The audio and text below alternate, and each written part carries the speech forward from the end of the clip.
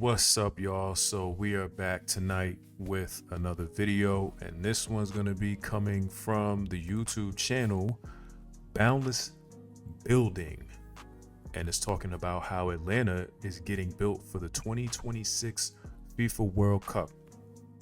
Now, I'm going to tell you right now, things are about to get crazy around here. When that does happen, I'm going to be outside for sure.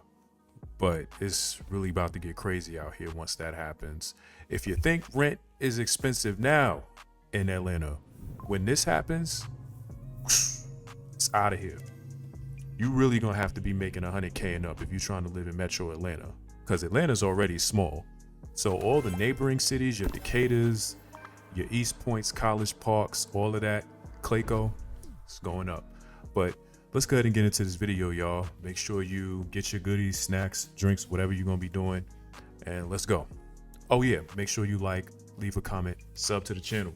Make sure you do that, but let's go. Just months, Atlanta will welcome the world. 8 World Cup matches, millions of visitors, a global spotlight that won't wait. But here's what's really happening. Georgia's capital is using that deadline to force through 4 mega projects that have been decades in the making. $8 billion in construction, a sunken rail yard rising from the dead, a 22-mile urban loop nearly complete, an airport concourse being gutted and rebuilt while 75 million passengers a year keep flowing through, and a new innovation corridor betting Atlanta's future on becoming the Southeast's tech capital. Will they finish in time, or will the world arrive to a city caught mid-transformation? Atlanta has always moved at its own pace, sprawling outward, famously car-dependent, perpetually promising more. But something shifted.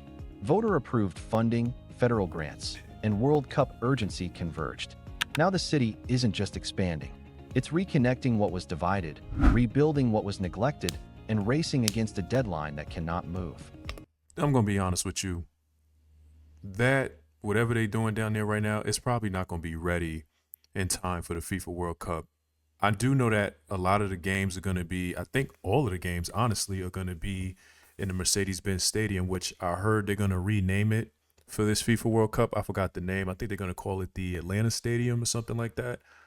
People in the comments were saying something about how this was an opportunity for them to call it the Georgia Dome and bring that whole theme back, which I'm not mad at. But yeah, they're not going to have this done in time for this event. But it is going to be a sight to see. It's going to be a lot of people outside. It should be fun though. I'm not going to hold you, but this is going to be a major change for Atlanta. And whenever we have these moments, we experience a surge. Like, I've been here, this April 5th will be 13 years since I've been living down here, and I've watched Atlanta transform in just those 13 years. It was already crazy with the traffic, but it's even worse now. So what's actually under construction? And what does it mean when the world shows up? Let's break it down. Project 1, Centennial Yards. Downtown Atlanta had a wound. 50 acres of abandoned rail yards and cracked pavement sitting empty for generations. Locals called it the Gulch. A sunken void between neighborhoods, between stadiums, between the city Atlanta was and the one it kept promising to become. Now it's disappearing under $5 billion worth of vertical construction. Centennial Yards isn't infill. It's a complete urban district rising where nothing stood. Led by CIM Group and backed by Hawks owner Tony Ressler, the master plan calls for over 8 million square feet of mixed-use development. That's 2,000 residential units, a concert venue, hotels, nearly 1 million square feet of restaurants and retail, all threaded together by pedestrian plazas and direct connections to Mercedes-Benz Stadium. The transformation is already visible. The Mitchell, a 19-story residential tower, opened in September 2025 with 304 apartments and ground floor retail. People are living there now. This November, Hotel Phoenix opens with 290 rooms. Phase 1 is real, leased, occupied. But here's the stakes. By June 2026, when World Cup fans pour through Atlanta, this district becomes the city's front door. Not Peachtree Street, not the airport terminals, Centennial Yards. For hundreds of thousands of international visitors, this will be their first impression of the American South. 20% of housing is reserved for... You know, I got to go over there. It's been probably like about a month since I've been down there. Because usually when I'm in that area, I will be coming from, where would I usually be coming from? I'll be coming from like 14th Street or whatever, and I don't want to have to deal with the traffic. So what I'll do is I'll cut across and I'll take, what's that? Northside Drive. I take Northside all the way over by Joseph E. Lowry, where the Trap Museum is. I'll go that way, and then I come up and you drive past the Mercedes-Benz Stadium. I need to go over there and see what's going on and see if they've made any progress, because from what I'm seeing right here, I truly don't think that they're going to have this ready by then. It looks good. It's going to look nice, but nah. Affordability. MARTA lines run beneath it. The BeltLine connects directly into it. What was Atlanta's embarrassment is becoming its centerpiece, and the clock is ticking. But filling a void downtown is one thing. Connecting an entire city scattered across 22 miles? That takes a different kind of vision. Project 2, Atlanta BeltLine. The Atlanta BeltLine started as a graduate student's thesis in 1999. A circular greenway and transit corridor built on abandoned freight rail, wrapping the urban core, linking 45 neighborhoods that had been cut off from each other by highways and history. For years, it felt like one of those ideas cities talk about forever and never finish. Not anymore. In 2025, 18 of the 22 miles are funded, designed, and under construction, with completion targeted for summer 2026. The city's fiscal 2026 budget allocated $242 million to. They really trying to get a lot done this year. I don't blame them. I mean, I commend them for wanting to get all of this done. $242 million. My only question would be, who exactly are going to be living in these areas? I think we kind of got an idea of that. Who's going to be living in these areas? The BeltLine, the largest investment yet. This isn't a park project. It's infrastructure with a social contract. On the south side, crews are pouring concrete by the ton, racing to close a 1.9-mile gap, the South Side Trail, before World Cup visitors arrive. Parts are already walkable. On the west side, the Enoda Park segment just jumped ahead of schedule and should open before summer 2026. And in the northeast, a $25 million federal raise grant unlocked the next phase, connecting the BeltLine to the Path 400 Greenway and MARTA's Lindbergh Station. Ground breaks before the end of 2025. Here's what makes this different. The budget includes $40 million for affordable housing protections, $11 million for community business support, and $9 million for transit development. Well, that certainly won't count me, because they'll say my black ass makes too much money. So I certainly won't be able to live in these areas. But that's fine, though, because I'm on a journey to a different type of income, a different type of tax bracket. So that's good that they're going to have affordable housing for people so that they can partake in the festivities and things that they have in this area that they're developing. Because, I mean, what good is it to just make it solely for people with money and not people that are maybe native to Atlanta, Metro Atlanta? Like, it's only fair, in my opinion. It's not just about trails.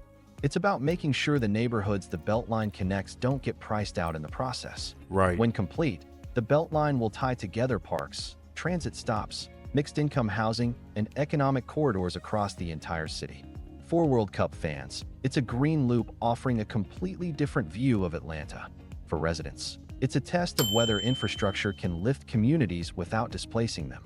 From the ground level transformation, the focus shifts skyward, or more accurately, to the place where 75 million journeys begin and end every year. Project 3, Hartsfield-Jackson Concourse D Reconstruction. Hartsfield-Jackson Atlanta International Airport is the busiest airport on Earth, not just in the United States, the world. It processes more passengers annually than Heathrow, Dubai, and LAX combined. And that's because of that international side, man. You know, if you know, you know. I really need to go on another trip. I was out the country last year. I went to Cancun, and there's this place in there, this spot that had this amazing coffee. It was so good. Like, I will literally go back to the airport just to get that coffee. It was that good. But yeah, busiest airport. one of its 6 domestic concourses, Concourse D, the workhorse terminal handling Delta's mainline domestic flights. hasn't been meaningfully updated since the 1980s. Now it's being completely reconstructed while staying fully operational. The city is investing $300 million to gut and rebuild Concourse D from the inside out. God damn. Atlanta got a lot of money, don't it? Where the hell are y'all getting all this money from? 300 million, 242 million, 8 billion on them. Where y'all getting this bread from? Can I please know? Transforming outdated gate areas, cramped concessions, and aging infrastructure into a modern passenger experience. New gate seating, upgraded food and retail, improved circulation, better lighting, accessible restrooms, all while planes keep boarding and deplaning every few minutes. The challenge isn't just construction, it's logistics. You can't shut down a concourse that handles tens of thousands of passengers daily. So the work is phased in sections, with temporary barriers, rerouted foot traffic, and constant coordination with Delta operations. As of late 2025, demolition and early reconstruction are underway, with the goal of substantial completion before the summer 2026 World Cup rush. Here's the stakes. 8 World Cup matches will funnel international fans through Hartsfield-Jackson. Many will connect through Concourse D. If the terminal feels dated, overcrowded, or chaotic, that's the impression they take home. But if it feels efficient, welcoming, and world-class, Atlanta proves it can handle the global stage. And this is just the beginning. The airport's $6 billion capital plan includes terminal expansions, a 6th runway, and a new international concourse through 2034. But for now, the World Cup deadline is forcing what needed to happen anyway: faster reconstruction of the infrastructure that moved. You see, this is the thing about Atlanta, and this is no shade, but, being somebody that's from New York, New York understood early on in the 20th century, whenever that was, that they were going to have to expand and go underground to move people around because this is a growing city. They knew this back when they had the Olympics here in 1996, that there was going to be a high influx of people moving down here, especially from the north and the west and other regions in the south. So they should have been planning accordingly to upgrade their airport system, their transportation system, so that it can handle this. Now, you got some people out there that'll say things like, oh, they need to expand the MARTA, it needs to come up to Gwinnett County and parts of Cobb County. You niggas don't ride the MARTA to begin with. Y'all always say it's got this stench about it, and it's this, that, and the third. So why would they dump money into that anyway? And to build a subway line, it is not cheap. The excavating that you have to do, the amount of money that would take, the budget to do that would have been back when they first built MARTA, when they had the money to do it and it didn't cost as much. But, you can blame your taxpayers for that. They the ones that didn't want to expand it because they didn't want a certain kind of element coming up to Gwinnett County and Cobb County. So, yeah. And now y'all got the Braves playing up in Cobb County. How the hell are you supposed to get up there without driving? You know what I mean? A city's lifeblood, from how people arrive to where innovation takes root. Because Atlanta isn't just rebuilding what exists, it's betting on what comes next. Project 4, Atlanta Innovation Spine. Midtown Atlanta has always been different. Denser, walkable, anchored by Georgia Tech and a cluster of corporate towers. Yep. But over the past 5 years, it's evolved into something more deliberate. The Atlanta Innovation Spine, a mile-long corridor stretching from North Avenue to 14th Street, positioning itself as the Southeast's answer to Silicon Valley Boston's Kendall Square or Seattle's South Lake Union. This isn't a single project. It's an ecosystem. Georgia Tech is expanding its campus footprint with new research facilities. Microsoft opened a major campus in Atlantic Station. NCR moved its global headquarters to Midtown in 2018. Anthem, Google, and dozens of AI and fintech startups followed. By 2025, the corridor hosts over 30,000 tech workers and is still growing. The infrastructure to support this is happening now. Yeah, they just got rid of Publix in Atlantic Station. If any of y'all have been keeping up with the news in Georgia, if you live out here, a lot of people weren't really fond of that. They didn't really take well to it. because now in order for them to get groceries, they got to go over to Spring Street to that Publix. I think there is designated parking, but it's a lot of congestion over there, and they're doing construction over there too, from the last I saw. So I don't know if that was really a good idea to do that, but they maybe did that because they're trying to make this more of like a shopping experience, not so much supermarket shopping where people are toting groceries and things like that. But it was convenient though for the people that live in that area. So like I said, I don't think that was a good idea, but they got their reasons, I guess. $1.2 billion in mixed-use development is underway Two- along the 10th 1.2 Street corridor billion. alone. New residential towers, labs, office space, and street-level activation designed to keep talent in the city instead of watching it relocate to Austin. See, this right here, this is what they need to fix. I don't even know if they need to fix that.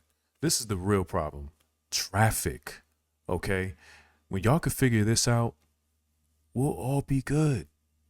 That HOV lane, it don't help. All these lanes do not help. It still be traffic. And then you add on top of that, people don't know how to drive. My people's down in Florida, they think they in GTA. They drive their cars like they in a Lamborghini. And then us people from the north, we're aggressive. We be trying to get in and out, find pockets and space to bob and weave. Y'all need to fix this traffic. Or Nashville. The BeltLine connects directly into it. MARTA access is embedded throughout, and Georgia Tech's research output is feeding a pipeline of startups that need space to scale. Here's what's at stake. Atlanta has never been known as a tech capital. It's been finance, logistics, media, and the airport. But the innovation spine is a bet that the next wave of economic growth won't come from legacy industries. Yeah, Atlanta is definitely about to experience a facelift. Matter of fact, it's already experiencing it. The fact that, for the longest, it's been logistics, finance, media. This has always been the mecca, especially music, and film and movies as well, because of the land. It's cheap. You don't got to pay a lot of money if you're a production company, but now the techies is out here. Now they like, listen, we out here. So it's going to be amazing to see, a sight to see for sure. It'll come from AI, cybersecurity, fintech, and life sciences, and Atlanta wants to own the southeast share of that. Critics argue the corridor risks becoming another isolated tech enclave, disconnected from the rest of the city. Supporters say the BeltLine and MARTA integration prevent that. What's certain is this: the World Cup will bring global business leaders, investors, and tech executives to Atlanta, and the innovation spine is the city's pitch for where the future is already being built. From downtown resurrection to circular greenways, to airport overhauls, to innovation corridors, these aren't isolated bets. They're pieces of a single thesis.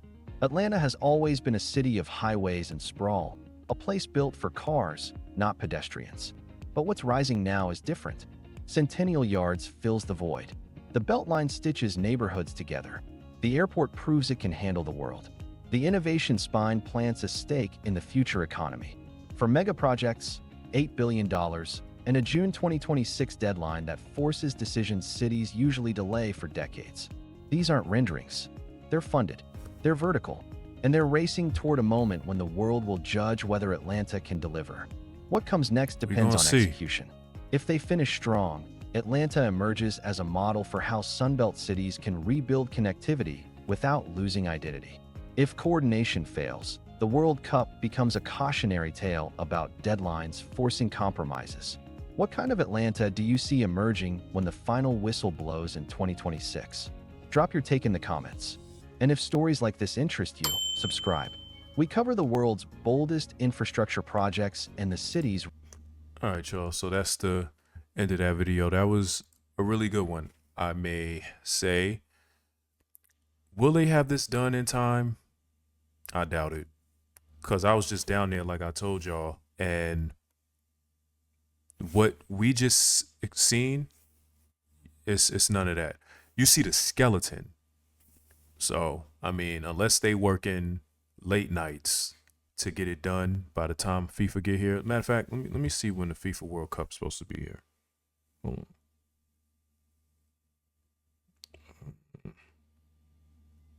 Let's see.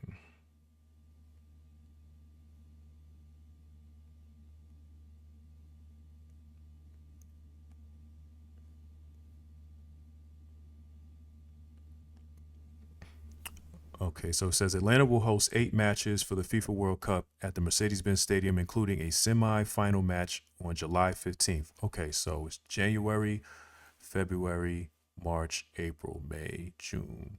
So they really got like 5 months, because I'm not even counting July, because by then things got to be clicking. Everything got to be all systems go by then. So they really only got to about June. I would even maybe say May.